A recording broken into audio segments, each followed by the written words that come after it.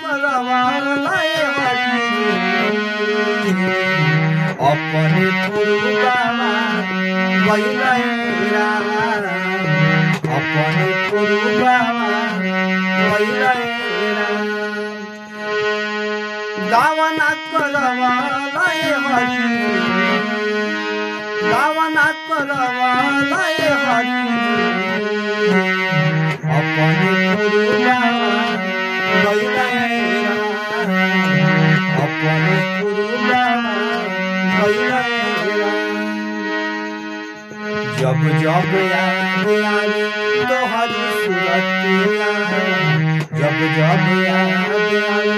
तो हरि सुरतिया कतलो से कटत नइखे विरह के रतिया कतलो से कटत नइखे विरह के रतिया